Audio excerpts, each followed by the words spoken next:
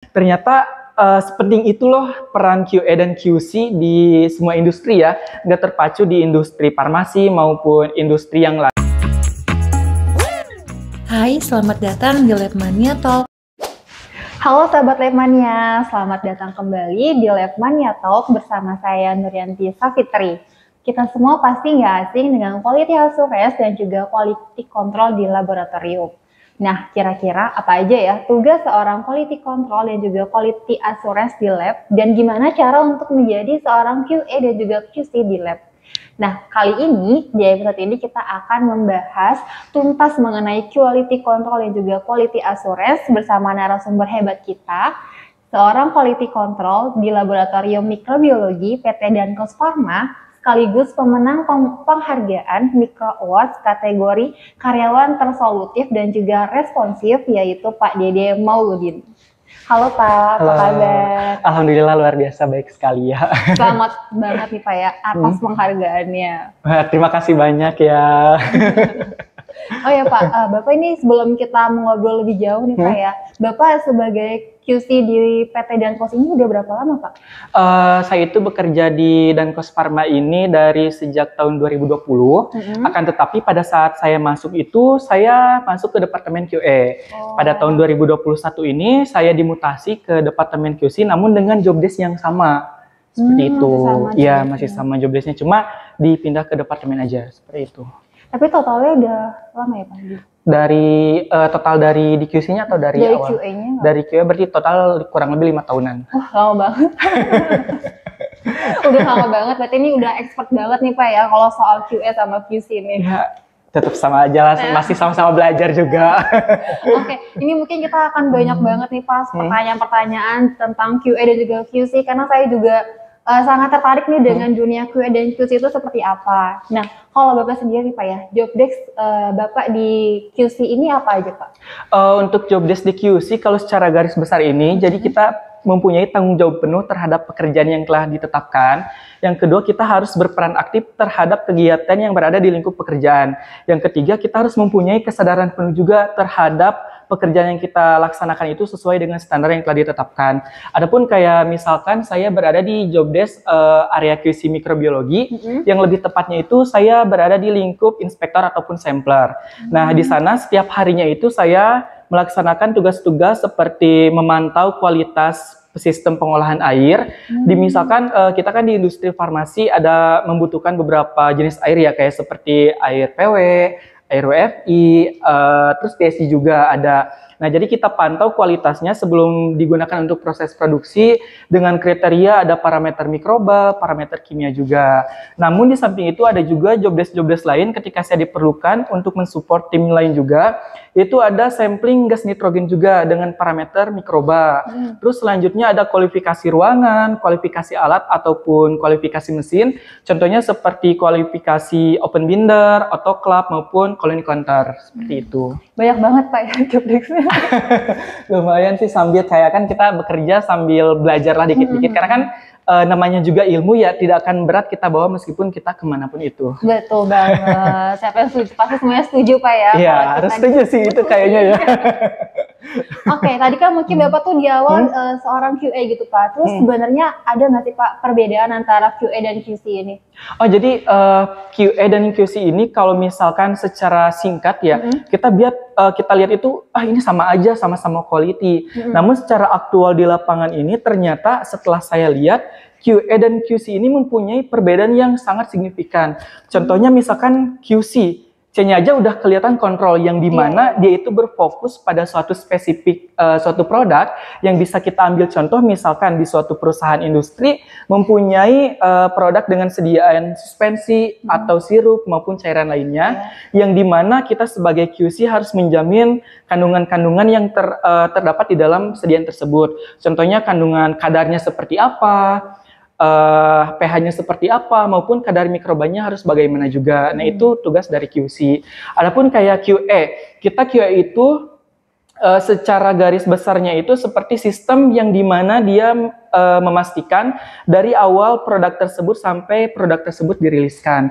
Contohnya misalkan kita mendapatkan spesifikasi dari QC yang diserahkan kepada QA terkait produk tersebut, ternyata QA telah meng-approve-nya.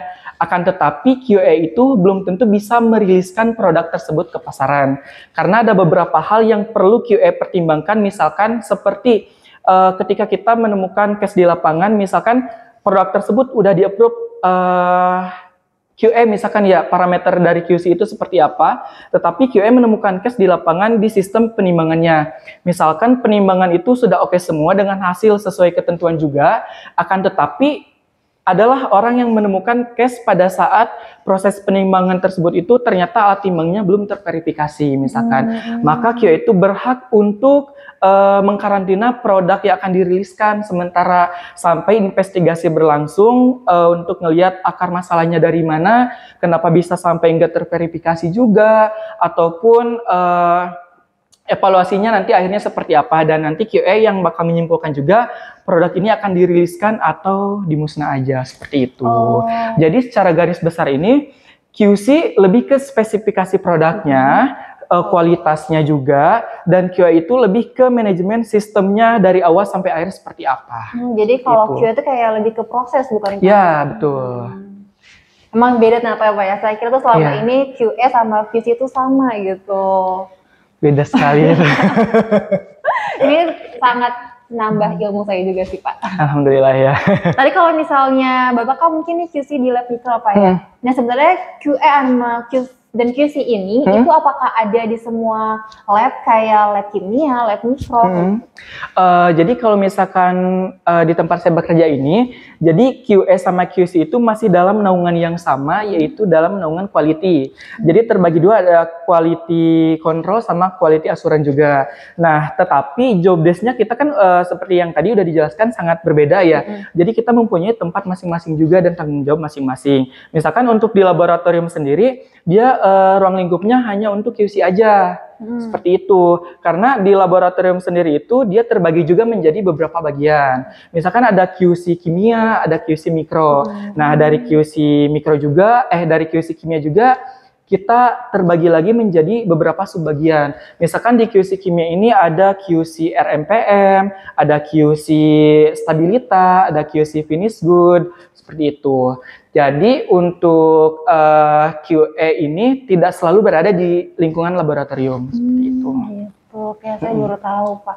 Ternyata kalau misalnya di QC itu juga bisa dibagi gitu Pak ya kayak tadi. Iya, kita bagi-bagi agar semua orang yang bekerja di sana itu bisa terfokus dengan tanggung jawabnya masing-masing. Jadi kayak kita nggak tercabang gitu kemana-mana. Seperti itu. Apalagi kayak lebih spesifiknya itu antara pembagian QC kimia dan QC mikro, seperti itu. Nah, biar beda Pak ya. Oke. Saya bertobat ini Pak. Terus kalau misalnya perbedaan gitu Pak, antara QA sama QC di lab mikro sama kimia, itu sama aja nggak Pak tugasnya sebenarnya? Untuk perbedaan antara QA dan QC itu di antara kimia dan mikro ya, itu berbeda. Karena lebih ke kalau misalkan kimia itu dia lebih ke ngetes viskositasnya, terus raw material seperti apa, dari fisika seperti apa. Nah, untuk di mikro tersendiri dia lebih berfokus ke kadar-kadar mikrobanya, batas-batas mikroba, syarat-syarat mikroba seperti apa, seperti itu. Tapi kalau untuk QA-nya itu sama aja Pak? Yang di kimia sama dan juga di kalau QA itu dia terpisah juga dari QC-nya itu, jadi dia mempunyai mempunyai kapasitas sendiri lah ibaratnya. Meskipun nanti kita itu kalau bisa dijelaskan, jadi kayak QC itu berada di naungan QA-nya juga.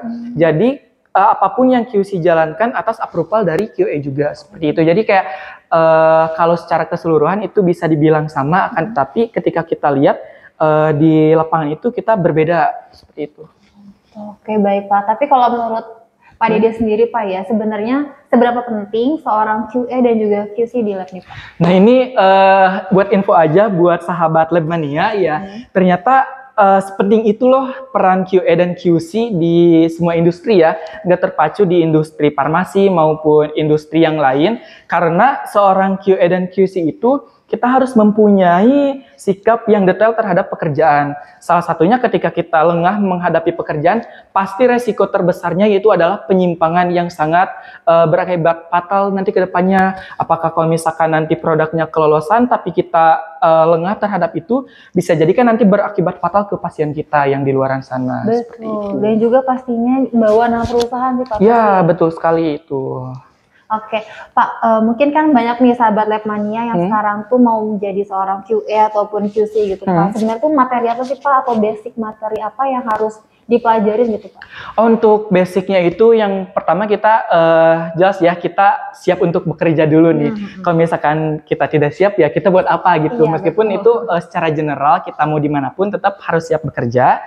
Yang selanjutnya ini kita harus mempunyai rasa ketika bekerja itu penuh ketelitian, terus seperti yang tadi secara detail terhadap pekerjaan, terus komunikasi yang baik nih. Komunikasi ini sepele tapi penting sekali karena dia itu mengartikan ketika kita menghadapi suatu permasalahan maupun di QC maupun di QA, kita harus mengkomunikasikan ke subdepartemen yang lain agar mereka tahu juga. Yang selanjutnya itu kita paling ketekunan sama kerajinan aja seperti itu.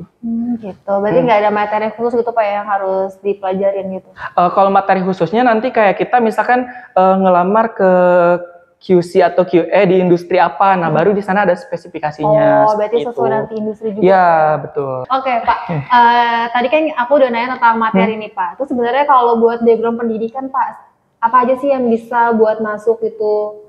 Untuk background pendidikan itu bisa dimulai dari jenjang SMA juga, SMA, SMK, D3, S1 juga itu bisa. Apalagi kalau misalkan rekan-rekan yang S1 dari kimia ataupun farmasi itu kan bisa masuk ke industri farmasi menjadi koordinator ataupun supervisor ataupun yang lainnya seperti itu sih. Berarti kalau kayak gitu mungkin asalkan dia background pendidikan dari sains gitu Pak ya, mungkin bisa Pak ya untuk menjadi QA sama QC gitu. Ya, bisa seperti itu. Soalnya karena kan kita misalkan di industri farmasi, otomatis dia membutuhkan background pendidikan dari latar belakang kimia ataupun farmasi. Tapi kayak kalau misalkan di industri makanan pasti membutuhkan background misalkan kimia ataupun teknik pangan juga atau ahli gizi juga seperti itu kan. Pasti jadi sesuai kalau misalkan background yang dibutuhkan untuk QA dan QC itu pasti mengikuti dari aturan industri mana nih yang kita lamar seperti itu. Oke, lagi-lagi balik lagi ke industrinya Pak ya, apa yang dibutuhkan gitu.